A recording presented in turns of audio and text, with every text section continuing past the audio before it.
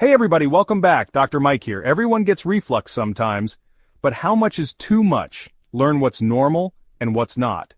Acid reflux is, honestly, a pretty common health problem. It happens when stomach acid flows back up into the esophagus. The esophagus, by the way, is the tube that carries food from your mouth to your stomach.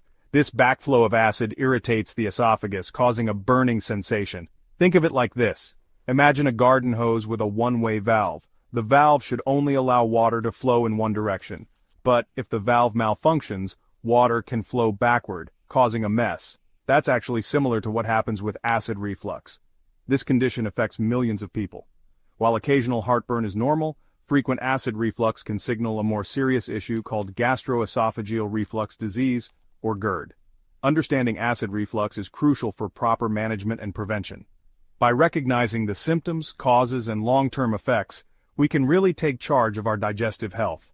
This essay aims to provide clear and concise information about acid reflux, empowering you to make informed decisions about your well-being. The most common symptom of acid reflux is heartburn. This burning sensation usually starts in the chest and may move up to the throat. It often occurs after meals or when lying down. Other symptoms include regurgitation, which is the feeling of food or liquid coming back up into the throat. You might experience a sour or bitter taste in your mouth. Some people even experience chest pain, which can definitely be alarming. However, it's important to differentiate this from heart-related chest pain.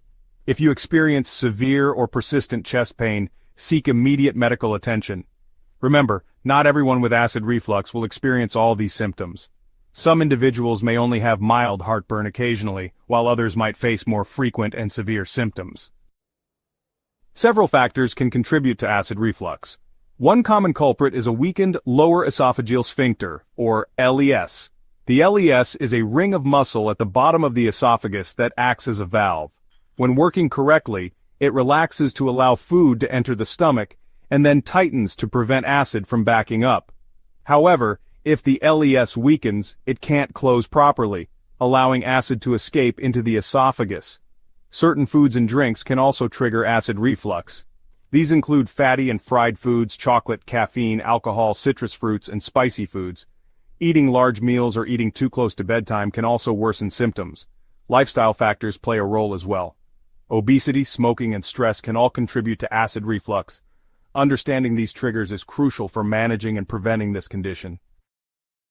While occasional acid reflux is common, chronic acid reflux can lead to more serious health problems. Over time, stomach acid can damage the lining of the esophagus, causing inflammation and irritation. This can lead to a condition called esophagitis. In some cases, chronic acid reflux can even cause ulcers to form in the esophagus. These ulcers can be painful and may bleed. Another concern is the development of Barrett's esophagus, a precancerous condition that affects the cells lining the esophagus. Therefore, seeking medical attention if you experience frequent or persistent acid reflux is essential. Early diagnosis and treatment can help prevent these complications and protect your long-term health.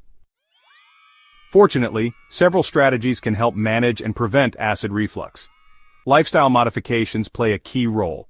Maintaining a healthy weight, quitting smoking, and managing stress can significantly improve symptoms. Avoid trigger foods. Pay attention to your diet and identify foods that worsen your symptoms. Once you know your triggers, try to limit or avoid them. Eat smaller, more frequent meals. Instead of 3 large meals, try eating 5 or 6 smaller meals throughout the day.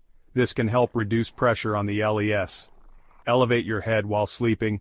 Use pillows to raise your head 6 to 8 inches. This can help prevent acid from backing up into the esophagus while you sleep. If lifestyle modifications aren't enough, medications can help reduce acid production and heal the esophagus.